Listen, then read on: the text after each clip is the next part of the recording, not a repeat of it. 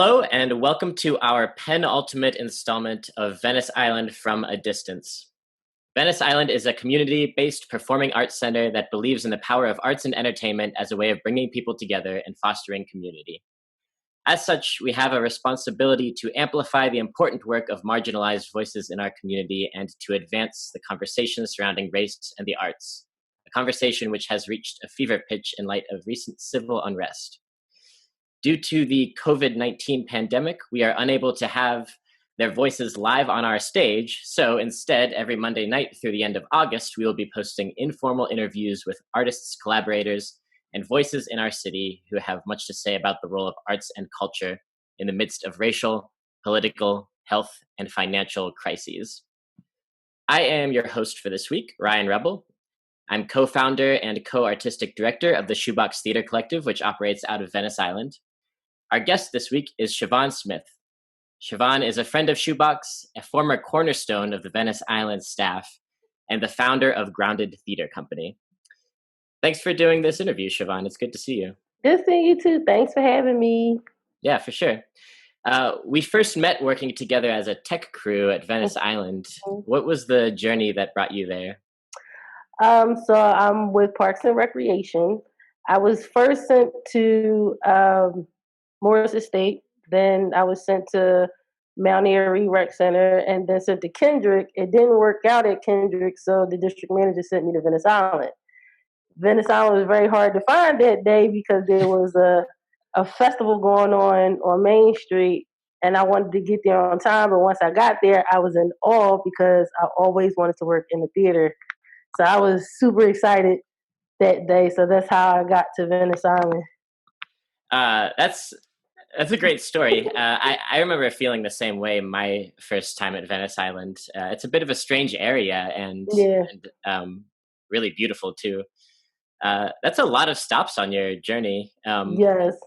Is that over the course of years or? No, it actually was over a course of a month. What? Wow. It was over a course of a month. So this was, as I understand it, Philadelphia Parks and Rec kind of shuffles people around a lot from rec center to rec center. Was it just that they were filling spots here and there until they could find a more permanent home for you?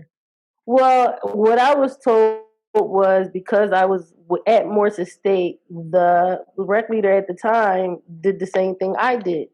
So because we were both in theater, I guess that rec leader felt a little bit intimidated, I guess, and shifted me off. And I was just there until they could find me a permanent spot. I was just shifted around until they could find a permanent spot. Yeah, I'm glad that you landed at Venice Island for a while. Yeah, I mean, it was great working with you. You're an excellent coworker, and I think you brought a lot of great stuff to the center that none of the rest of us have in the same way. Because you helped with the rental shows that were coming in as a technician, but you also were doing a lot of community outreach and programming. Can you talk about that? I thought, when I got to Venice Island, I thought the staff was just amazing. Everybody was so nice and welcoming and things, so it made things comfortable. But what I also saw was it was a space that could be utilized as a artist hub, whereas though it didn't feel like you were a little, like you were kind of standoffish, like maybe like Walnut Street or things like that, where you may feel like you can't enter. Venice Island was a hub where you could feel like you can enter, and it could create this big artist hub for those who are either inspiring to be a performer or those who are just novice. So I felt as though that it would be cool, or at least it was my responsibility to kind of build Venice Island's presence, because no one knew that Venice Island was there. Like, I didn't know until I first got there, and it's a wonderful space. It's a beautiful space, and I felt like it was underutilized, even though it was utilized, but I just felt like it could have been this, like, and it still can. It could be this big performing arts space for everybody, and it wouldn't feel like you couldn't belong. It's something that you could belong to, if that makes sense. Yeah, for sure. I agree with that. Um, there's a whole lot of potential there, and um, sometimes wasted potential because of how hectic things can get. I think Hmm. that from the start, the city didn't really know how to activate Venice Island, and so it's been the mission of us and the other folks who have worked there over the years to kind of our own volition make exciting programming and be as welcoming to as many people as we can be. Right. And like um, that that happens in all sorts of ways. We are just more accessible than other theaters, like lower rental fees, lower thresholds to get people Hmm. in the door, and because of that, we've had a huge diversity of the sort of stuff coming through. Yes. And I think that was like the biggest thing for me because there was so much diversity there, but it was natural. It wasn't like, people got around and was like, let's see how we could bring this group of people in or that group of people. And it was just like a natural diversity where it felt like natural artists and natural art happening. And it wasn't something that was kind of planned or scripted to do. If I'm curious about that. Could you talk about what you have seen as like more artificial outreach or art happening? so, I noticed that in sometime around like 2017, 2018, there was this big boom as far as other theaters trying to make diversity. And so they would just do like, you know, different black plays around, especially the Arden did one season. And I think Walnut Street was trying to, you know, branch into that, but I don't know if it happened necessarily. But it was just that one year or that one season, and it disappeared. Whereas the Venice Island, it naturally happened. People rent the space. You have their, whatever show that they're bringing in. But even if, say, mm, even with, I'm trying to think, yes, and collaborative arts, they're very diverse. Um, it's I'm trying to say it clearly. It's just natural for Venice Island, and I think it's a beautiful thing, and it should continue. Yeah, something interesting about Venice Island is that it's a lot of local community groups coming from different places in the city to put Hmm. on their work. A lot of like rec center groups, a lot of church groups, a lot of like very small organizations, Hmm. and some bigger stuff too. But like maybe that's what you're getting at. Like these are Hmm. like authentically groups coming from communities to put their work up somewhere, Right. rather than like let's figure out what looks best and do that. Right. Um, so earlier in this series, I interviewed Ange Bay about their experience in the Philadelphia theater community as a Black non-binary femme. Hmm. We talked about all the obstacles put in place by white people in positions of power, from tokenization to censorship to microaggressions in the rehearsal room, or bureaucrats whose job it is to defend the Hmm. status quo above all else, which is always going to be white supremacist if you're defending the status quo. Right. Um, it's grueling to make your way as a young, poor artist, and especially a Black artist in this city, in the mainstream. Um, you took a different path by starting your own theater company in 2018, Grounded Theater Company. Hmm. Can you talk about your mission statement and why you chose to start your own group rather than working within existing structures? Well, I went to Morgan State University, and my professor, Dr. Shirley Bassfield Dunlap, who actually just passed away, she made it she drilled in us that we should start our own. The only reason why she did that is because she knew how hard it was for Black people to at least get into some of these theaters. And to be honest, I wasn't all that enthralled in trying to get into any of these theaters that are in Philly. Nothing against them or anything, because I did, take classes at Walnut Street. And my experience there was kind of positive, if that makes sense, because I was more leaned Mhm. on as far as a vocalist, uh, more so than others. And I just wanted to start my own. I wanted to tell stories that wasn't being told. So to me, it seemed like a lot of stories were being recycled, and I just didn't want to tell those stories. So our mission is from the root of our history to the stage. So we have to be in charge of our own story, and we can have others tell our story. And I feel that way with any cultural group. Like, I shouldn't tell the story of a Holocaust survivor. I shouldn't tell the story of Native Americans. They should.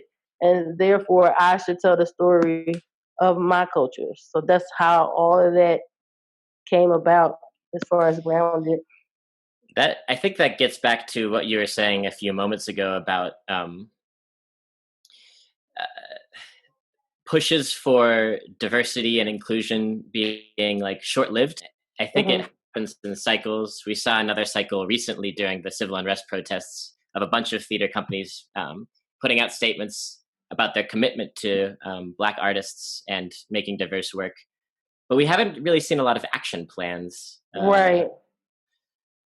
I think that at the end of the day, if you're trying to get into the mainstream theaters, there's a lot of great theater companies in the city, but they almost all have white leadership. So those are the people making final decisions about your stories, essentially, if they're trying to tell your stories. Right. I would like to read a quote from your company's website. It's the Amiri Baraka quote. Yes. The artist's role is to raise the consciousness of the people, to make them understand life, the world, and themselves more completely. That's how I see it. Otherwise, I don't know why you do it. Right. And I love that because it speaks to a lot of frustrations I have with, to use your term, recycled theater. So, yeah, theater that exists just because. So could you share some of the messages that are at the core of the work that you produce? So right now I am writing a play called The Recount of Caroline LeCount, and it's about Caroline LeCount and Octavius Catto. Never knew who they were. They're from Philadelphia, and they were freedom fighters. And the thing is with Caroline LeCount is that she's known as the first Rosa Parks because she fought for desegregation of the streetcars in Philadelphia.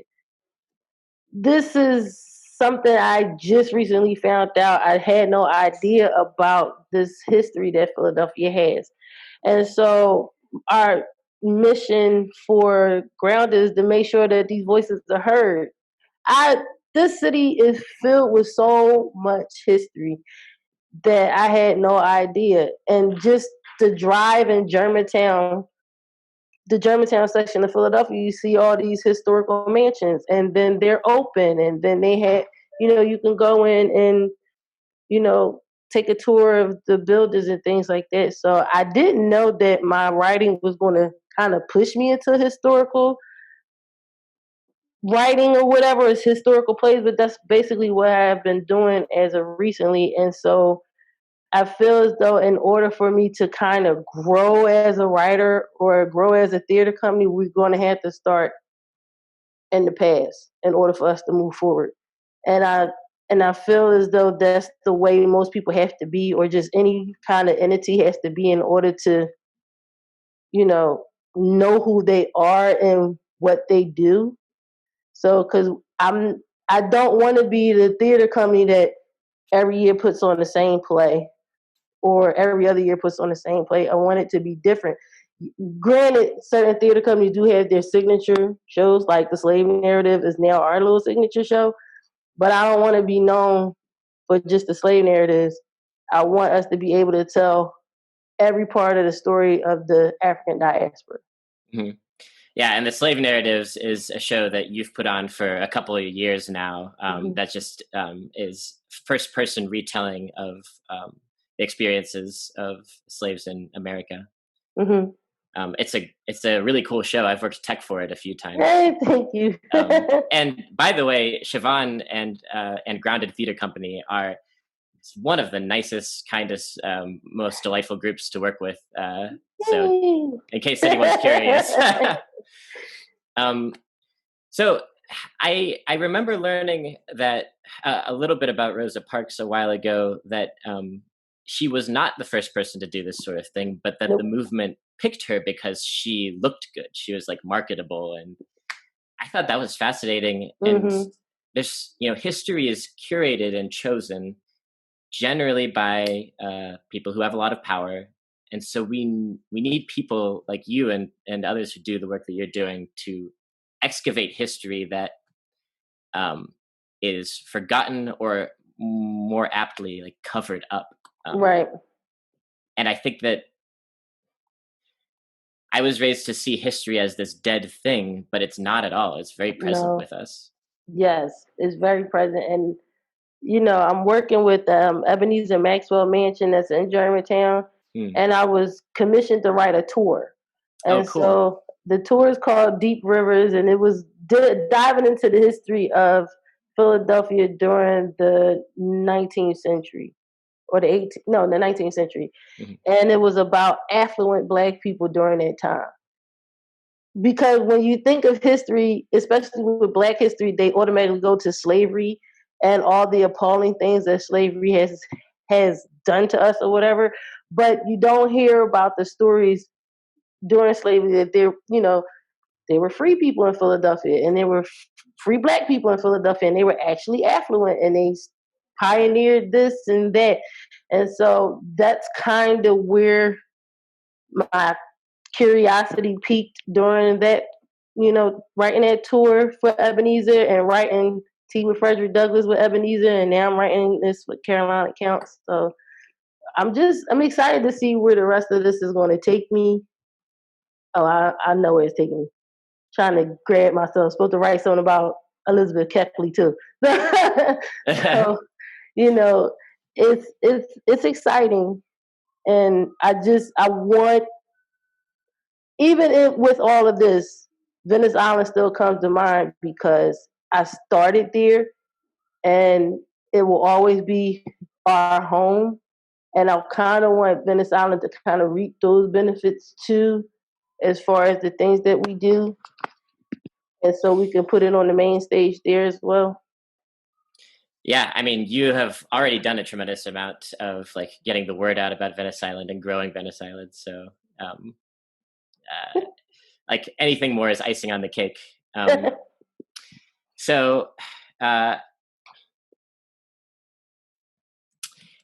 I,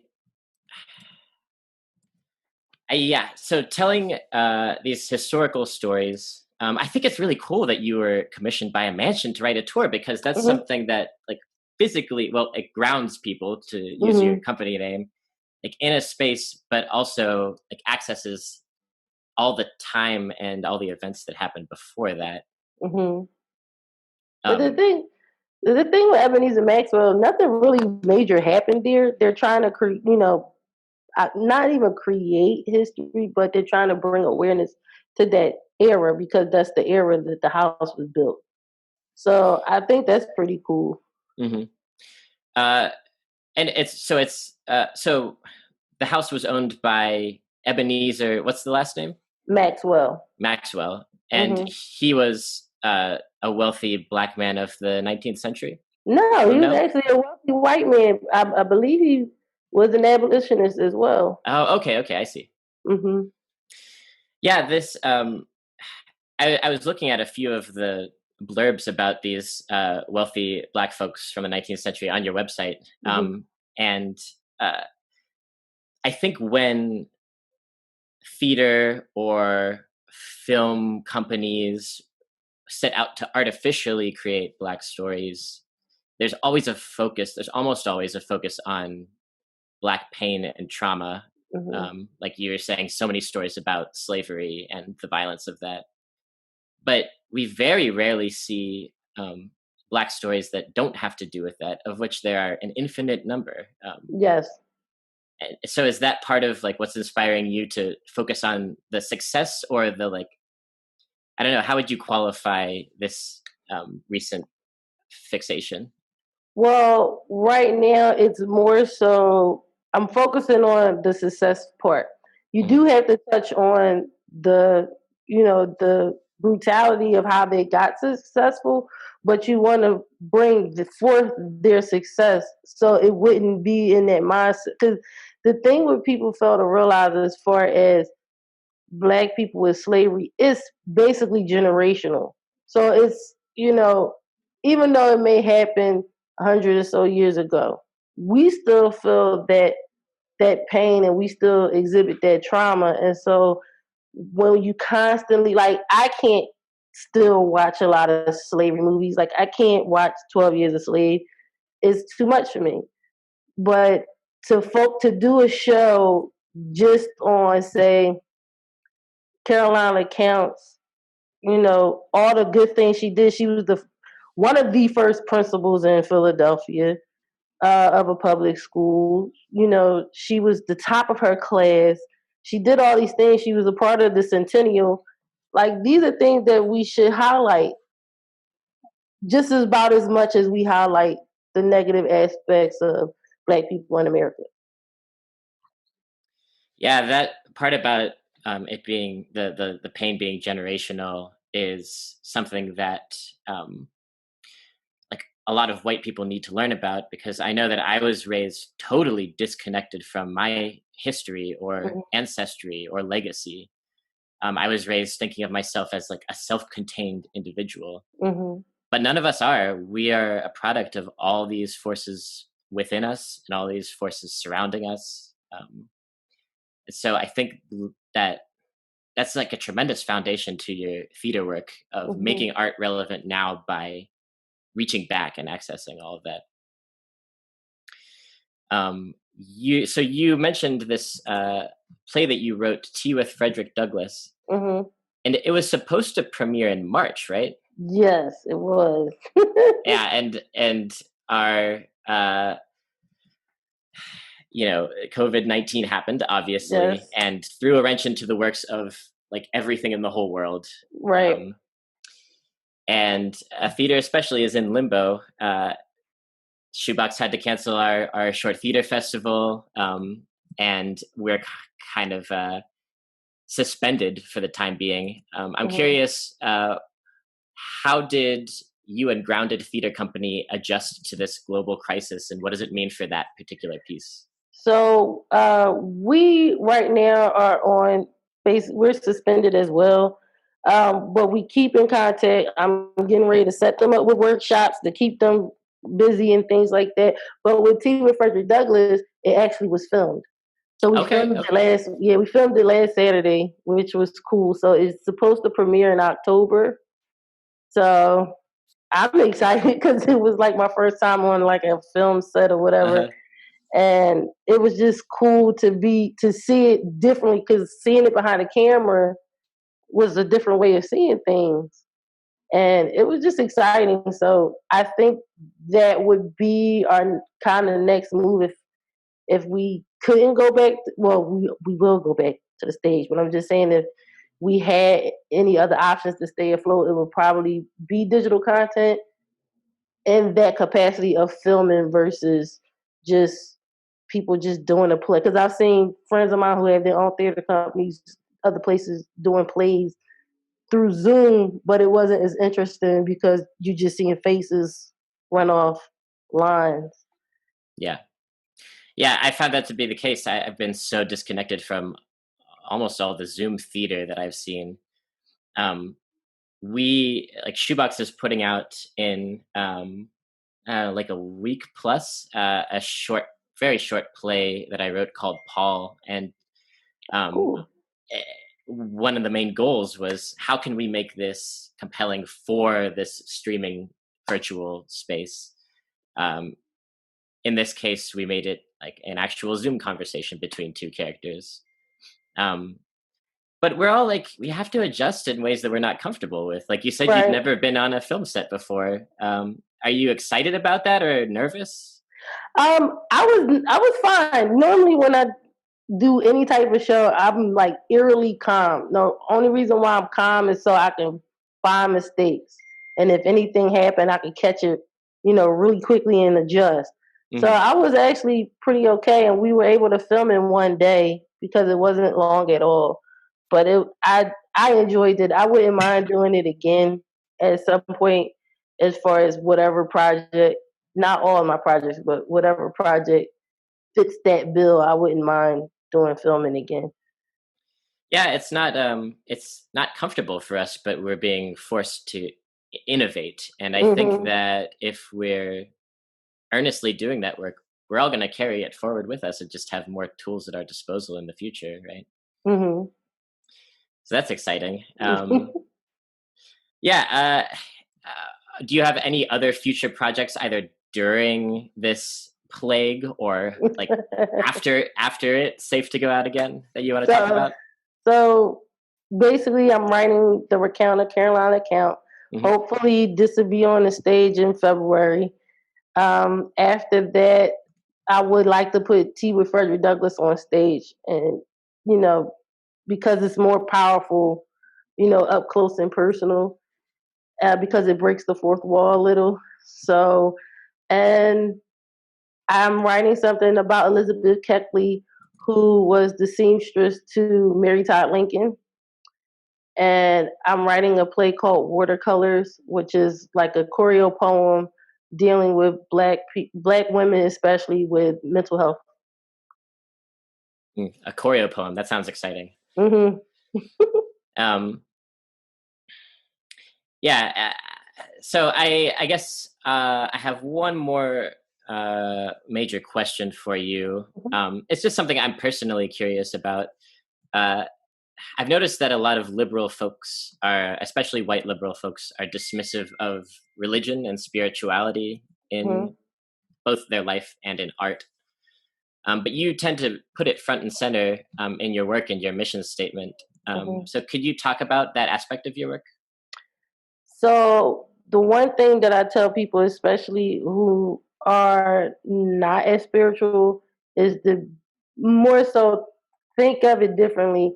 The definition and split. I'm rambling. I'm sorry. No, Split you're the good. difference between spirituality and religion, because a lot of people tend to think spirituality and religion are the same thing, and they're Hmm. not. Religion is more so your rituals that you do. Spirituality is how you carry yourself, and so I bring it forward because regardless of how I feel about Christianity as a religion, period, Christianity as a spiritual system have brought me and a lot of people through some things. And I bring it forward, especially when it comes to spirituals and gospel songs, is because those are the foundation to my spirituality, and that's what brings me out of certain crises that I may have, and I bring it forward because it is part of who I am. And I know a lot of people may not care for it, but normally when I talk to people who may be agnostic or atheist or whatever, they're thinking of what I'm doing on the religious side and not the spiritual. So I had to kind of reel people in, but they it's not to change anybody's view. It's just so you can understand why some of us lean on that. It was the only way for us to get through certain things, and so that's kind of the reason why I bring it forward. It's more so to remind me and my foundation how things started, because this is by God and God only, and so and I don't need to forget that. So Yeah, I think that's a fantastic response. Organized religion has done a tremendous amount of evil and violence in the world, mhm, but organized religion isn't religion more broadly or spirituality. And in a way, whether we admit it or not, we're all spiritual beings. mhm, There are a great many groups that come to Venice Island that use organized religion as a way to shut down other points of view or mhm. be a little bit of bigoted about certain things. Right. But most of the spiritual or religious groups that come in have a much healthier orientation to it. Like you're describing, the way that like gospel music has worked in your pieces, for example, I think speaks to what you were talking about earlier of like not just focusing on the pain, but also what's uplifting, what has been accomplished, and those. I don't know. There's a real beauty to how you weave music through your pieces, I guess. Oh, thank you. Thank you. Sure. Yeah, and I hope you keep doing this work and keep getting more opportunities to do this work.